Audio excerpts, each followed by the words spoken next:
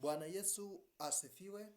Kwa majina naitwa Gideon Opingo, nimeokoka. Yesu Kristo ni Bwana na ni Mwokozi wa maisha yangu, na nikukaribisha katika kipindi ambacho kinaitwa Personal Feeding Fellowship, ambayo inakuletea kila siku ya wiki na tunaenda kubarikiwa.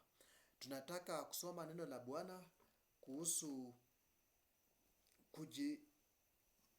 jinsi ya kujirudisha chini, jinsi ya kurudi chini wakati tumeinuliwa. Hiyo ndio ujumbe wangu wa siku ya leo, na ninaomba tuweze kukaomba ili tukaweze kuingia katika neno. Baba, ni asante na kushukuru kwa wema wako na rehema zako. Siku nyingine njema ambapo Bwana nataka kunena neno lako kwa watu wako. Jehova, naomba ukanitumie kama chombo kupasha neno lako, watakao lisikia wakaweze kubarikiwa. Kwa jina la Yesu ninaomba na hata kuamini. Amen. Maandiko yanasema ya kwamba katika kitabu cha Danieli mlango wa 4 mstari wa 28 inasema, hayo yote yakampata mfalme Nebukadneza baada ya miezi 12. Alikuwa akitembea ndani ya jumba la kifalme katika Babeli, mfalme akinena akisema, mji huu sio Babeli mkubwa niliyoujenga mimi uwe kao langu la kifalme kwa uwezo wa nguvu zangu, ili uwe utukufu wa enzi zangu? Hata neno lilo lilipokuwa katika kinywa cha mfalme, sauti ilikuja kutoka mbinguni ikisema, mfalme Nebukadneza, maneno haya unaambiwa wewe, ufalme huu umeondoka kwako, nawe utafukuzwa mbali na wanadamu, na makao yako yatakuwa pamoja na wanyama wa kondeni. Utalishwa majani kama ng'ombe, na nyakati 7 zitapita juu yako, hata utakapojua ya kuwa aliye juu ndiye anayemiliki katika ufalme wa wanadamu, naye humpa atakaye awaye yote. Saa hiyo hiyo jambo hilo likatimizwa, likampata Nebukadneza. Alifukuzwa mbali na wanadamu, akala majani kama ng'ombe, na mwili wake uliolowa maji kwa umande wa mbinguni, hata nywele zake zikawa kama manyoya ya tai, na kucha zake kama kucha za ndege. Hata mwisho wa siku hizo, mimi Nebukadneza nikainua macho yangu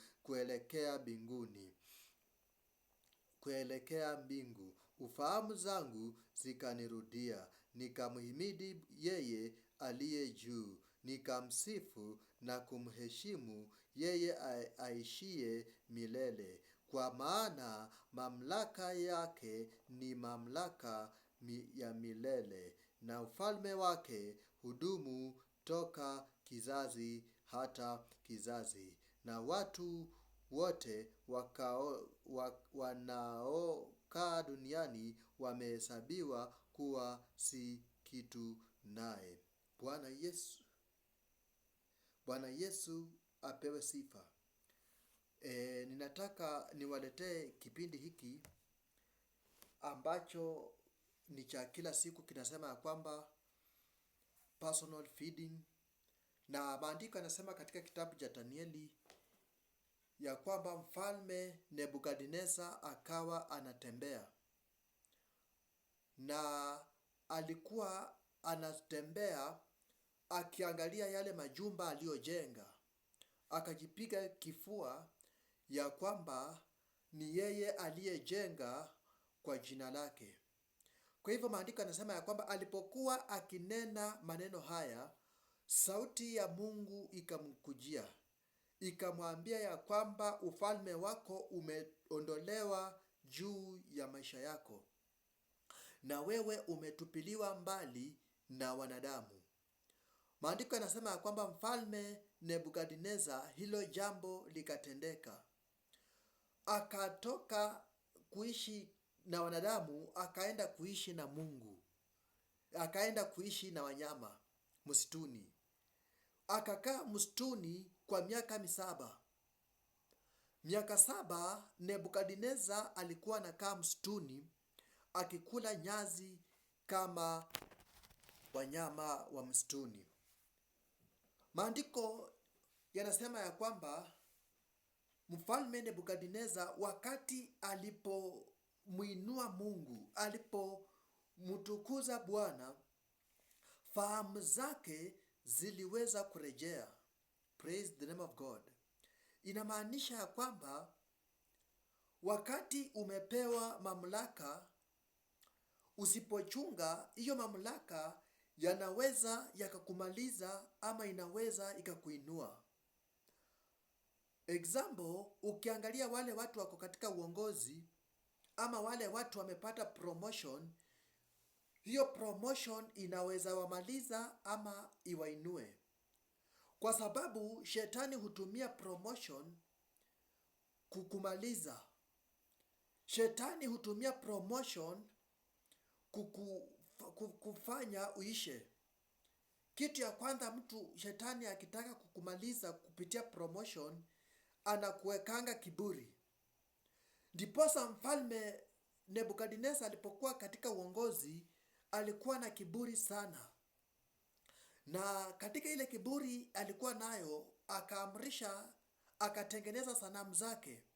Akasema ya kwamba wakati kinubi, wakati kengele, wakati kitai inalia, kila mmoja akaweze kuinamia sanamu zake Nebukadneza. Na maandiko yanasema ya kwamba kukawa na mtu ambaye alikuwa anaitwa Shadrach, Meshach na Abednego, ambao waliweza kumjua Mungu wao. Kwa hivyo wakati kengele ililia ya kwamba kila mmoja akaweze kuinamia sanamu za mfalme Nebukadneza, Shadrach, Meshach na Abednego waliweza kukataa.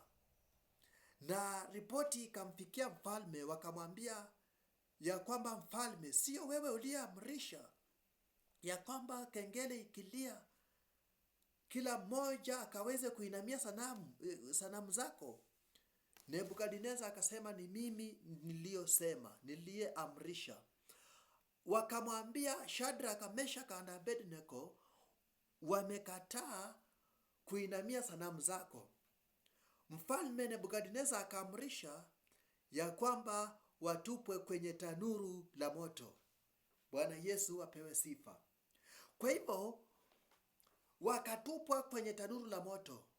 Walipotupwa kwenye tanuru la moto, maandiko yanasema ya kwamba wale waliowatupa kwenye moto walichomeka, lakini wale waliokuwa wanawatupa walisikia ile muwasho wa moto, lakini waliotupwa hawakuchomeka. Walitupwa wakiwa watatu, lakini kukaonekana kuna mtu mwingine ambaye ni Mungu. Bwana apewe sifa. Wapendwa, nataka nikuambie ya kwamba unaweza ukapata mamlaka na hiyo mamlaka yakakumaliza, ama ukaweza kuitumia vibaya. Bwana asifiwe sana. Wakati mfalme alikuwa katika uongozi, mfalme Nebukadneza aliweza kutumia ufalme wako vibaya. Aliweza kuingiwa na kiburi, na hicho kiburi kilifanya akapoteza ufalme. Ile kiburi ilifanya uongozi ukaondolewa nyumbani mwake. Bwana apewe sifa. Kwa hivyo maandiko yanasema ya kwamba mfalme Nebukadneza alipokuwa akitembea kule juu, akaona ile majengo iliyokuwa imejengwa akiwa katika uongozi, akajidai, akasema ya kwamba uongozi huu umejengwa kwa sababu yangu. Majumba haya yamejengwa sababu yangu. Kwa hivyo mfalme Nebukadneza akawa anajiinua ya kwamba imejengwa kwa jina lake. Kumbe alikuwa ni Mungu aliyekuwa amekusudia ya kwamba mfalme Nebukadneza akuwe mfalme na afanye hiyo kazi. Praise the name of God. Kwa hivyo watu wakashangaa sana. Mungu akakasirika na uongozi wa mfalme kwa sababu alitaka kujiinua, ilhali ni Mungu ndiye aliyekuwa amemuinua mfalme Nebukadneza.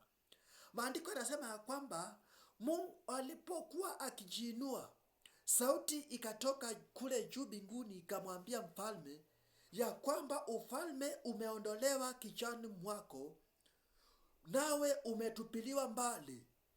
Utaenda ukae miaka 7 msituni, ukae na wanyama. Na wakati utakapotambua ya kwamba Mungu ndiye anayestahili, hapo ndipo fahamu zako zitaweza kurudi.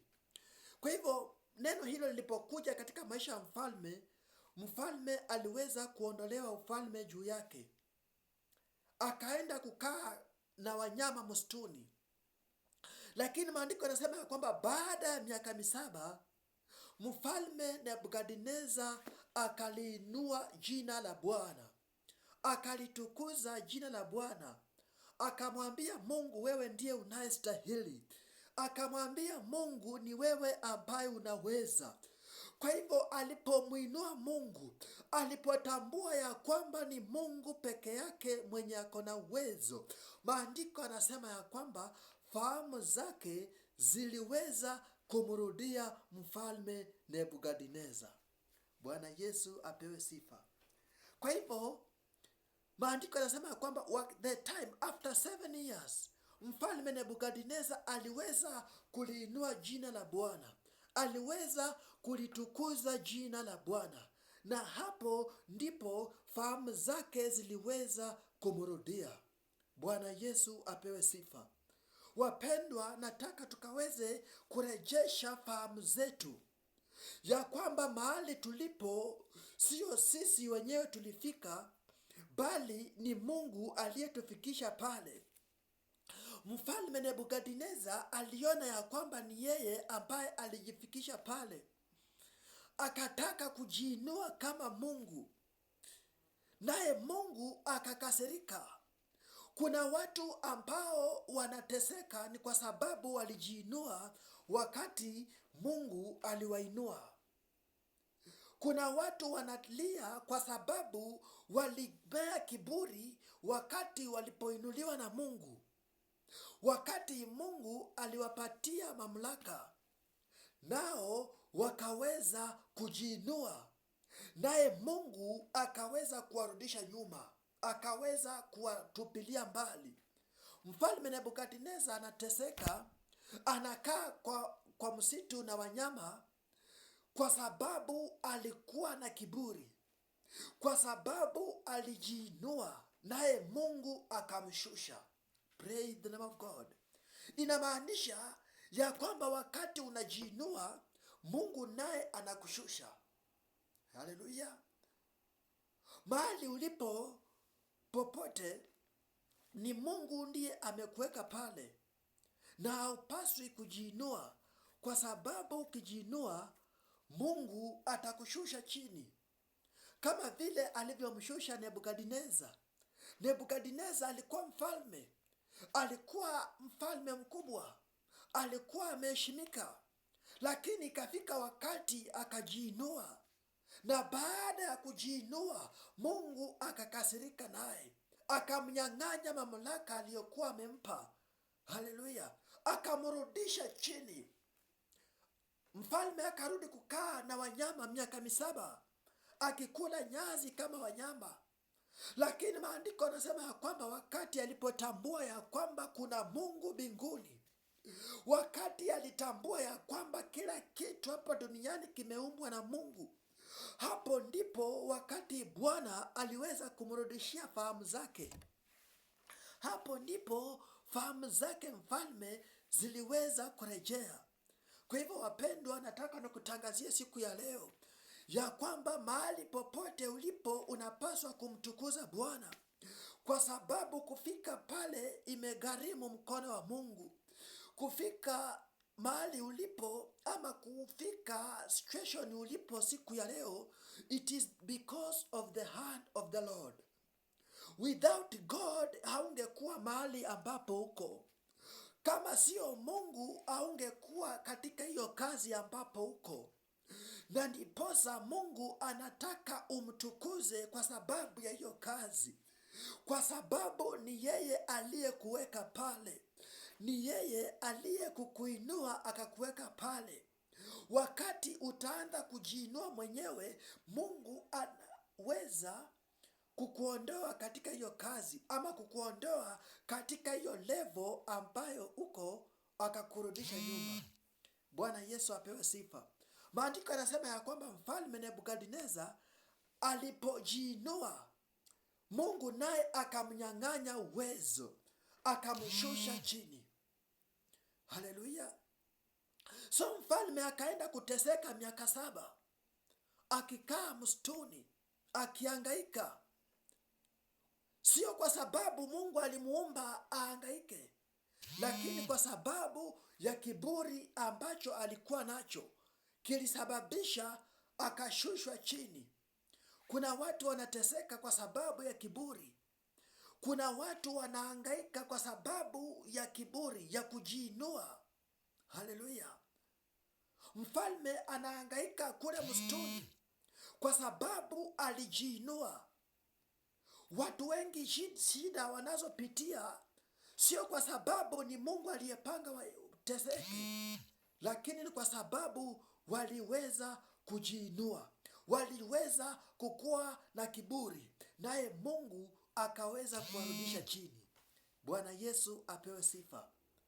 Kwa hivyo wapendwa, nataka niwatangazie ya kwamba mahali popote ulipo, mshukuru Mungu, kwa sababu kufika pale imegharimu mkono wa Mungu. Sio eti ni kwa sababu unapendeza, sio eti ni kwa sababu una pesa, sio eti ni kwa sababu umesoma sana, lakini ni kwa sababu ya Mungu. Ni Mungu ndiye aliyekufikisha mahali hapo. Kwa hivyo unapaswa kumtukuza Mungu katika kila jambo. Bwana Yesu apewe sifa. Mfalme alipokuwa katika mamlaka, Nebukadneza alipokuwa katika mamlaka, aliweza kutumia mamlaka vibaya. Akaanza kujiinua, akaweka mipango ambayo sio mipango ya kiungu. Akatengeneza sanamu zake, akaamuru watu wainamie sanamu. Watu ambao walikuwa watu wa Mungu wakaanza kuinamia sanamu za mfalme Nebukadneza. Na hiyo ndio iliyomkwaza Mungu, akaweza kukasirika na ufalme wa Nebukadneza. Akaweza kukwasika na mfalme Nebukadneza. Nebukadneza akatengeneza sanamu, akasema ya kwamba kengele ikilia, kila mmoja ainamie sanamu zake. Watu walikuwa wanainamia sanamu za mfalme Nebukadneza kwa sababu hawakuwa na otherwise.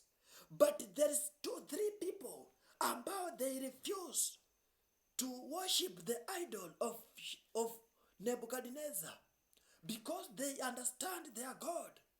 Walielewa Mungu wao. Shadrach, Meshach and Abednego, they refuse to worship the idol. Bwana apewe sifa.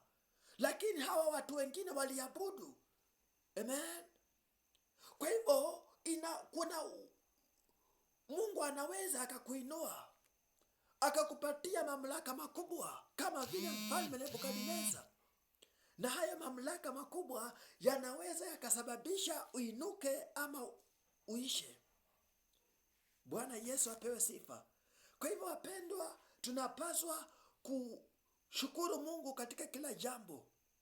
Mambo yote ambayo tunapitia, we need to thank God. Nebukadneza badala ya mshukuru Mungu, akaanza kujiinua, naye Mungu akaondoa ufalme kwake. Na baada ya hayo aliweza kuteseka miaka mingi, miaka 7 akiwa anakaa msituni, akiwa anahangaika. Haleluya. Baada ya miaka 7 Mfalme Nebukadneza akaweza kumtazamia Bwana, nayo maandiko yanasema ya kwamba nazo fahamu zake zikaweza kumrudia. Praise the name of God. Wakati tutatambua ya kwamba umbali huu ni mkono wa Mungu, hapo ndipo Mungu ataweza kuturejeshea fahamu zetu. Wakati tutakapotambua ya kwamba mahali tumefika ni mkono wa Bwana, hapo ndipo Mungu ataweza kutubariki. Bwana Yesu apewe sifa. Kuna watu wengi wameshindwa kubarikiwa kwa sababu wakibarikiwa wanajiinua. Sasa ndiposa Mungu amewashusha chini.